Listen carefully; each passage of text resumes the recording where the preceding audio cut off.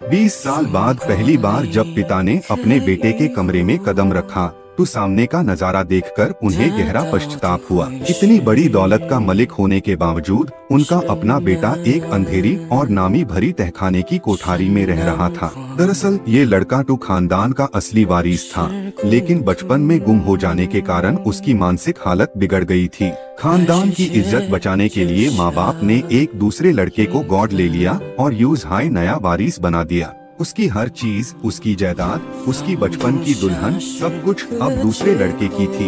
Use to उसके अपने जुर्म की सजा तक भुगतनी पड़ी। टूटे दिल के साथ उसने एक राष्ट्रीय प्रतिभा परीक्षा दी और परमाणु प्रौद्योगिकी में अहम खोज करके देश की सेवा की। इसी की बदौलत उसे विशेष रूप से जेल से छोड़ा गया ताकि वह अपने घर वालों से विदा ले सके। जब उसकी मंगेतर उसे लेने आई तो यूज लगा कि वो आदमी भी वैसा ही होगा जैसा 7 साल पहले था। यूज क्या पता कि ये आदमी अब 10 दिनों के बाद इस दुनिया से गायब हो जाएगा।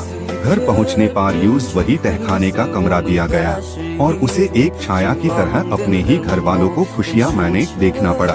वह बस यही चाहता था कि अपने आखिरी 10 दिन शांति से बिता सके, लेकिन उसके गॉड लिए भाई ने उसे और परेशान करते हुए आत्महत्या की धमकी दे डाली। मेरी वजह से वो जेल में गया, मेरी वजह से घर छोड़कर चला गया। मैं यहाँ पर बस एक बोझ हूँ। मुझे मर जाना चाहिए, मुझे मर जाना चाहिए। नहीं साहिल, साहिल ऐसा मत करो। साहिल, साहिल, साहिल पागल मत बनो। पारुल, आदित्य से बोलो ना, वो साहिल को समझाए कि जो कुछ हुआ था उसमें उसकी कोई गलती नहीं, सब कुछ आदित्य का खुद का फैसला था। ठीक है आदित्य, साहिल तुम्हारे लिए छत से कूदने जा रहा है, प्लीज उसे कुछ तो समझा दो। मैं क्या समझाऊं? ये समझाऊं कि मैं खुद ही अपनी खुशी से गुम हो गया था, या ये समझाऊं कि मैं खुद ही उसके लिए जेल गया था, या ये कि मैं खुद ही घर से भागा था। माँ, आप लोग भाई को जबरदस्ती मत बुलवाइए, अब वो वापस आ गया है। तो अब मेरी यहाँ क्या जरूरत? साहिल नहीं।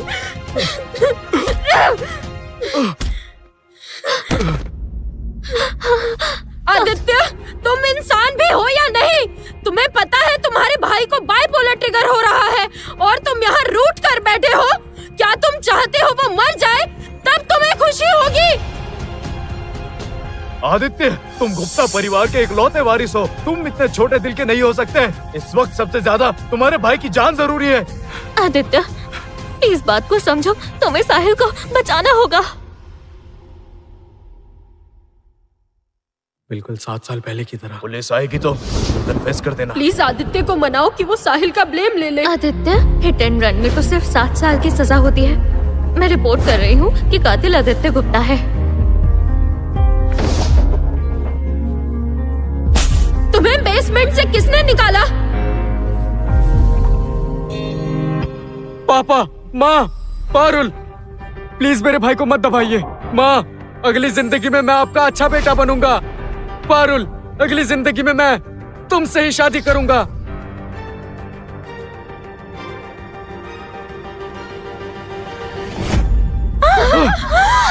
साहिल, साहिल, माँ को ऐसे मत सताओ बेटा। मैं अब मरने वाला हूँ, क्या तुम मुझसे शादी करोगी? हाँ, मैं करूंगी, तुम्हें बस कुछ नहीं होना चाहिए। बहुत अच्छा। माँ, बहुत दर्द हो रहा है। साहिल, डरो मत, अभी के अभी तुम्हें हॉस्पिटल ले चलते हैं। सुनिए, जल्दी आइए। हाँ, आंटी, आदित्य का क्या?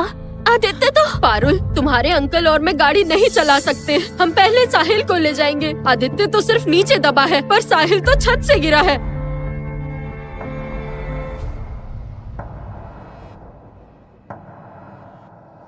रमेश, आदित्य को अभी हॉस्पिटल लेकर जाओ। सबसे अच्छे डॉक्टर को दिखाना, ध्यान रखना।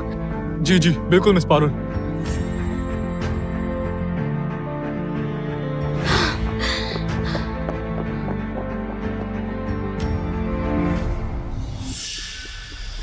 गली के कुत्ते, तू मेरे हाथ लग ही गया। तेरे ऊपर हॉस्पिटल का खर्चा कौन करेगा? कोई है? जल्दी इसे उठाकर बेसमेंट में फेंक दो।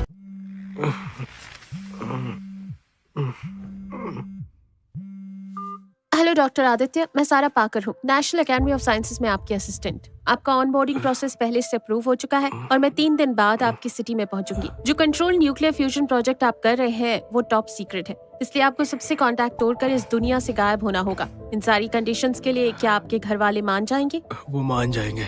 मैं 3 दिन से बेहोश पड़ा था और किसी ने मेरी परवाह तक नहीं की। उन्हें मेरी जरूरत नहीं है। ठीक है, फिर मैं 3 दिन बाद आपको लेने आ जाऊंगी।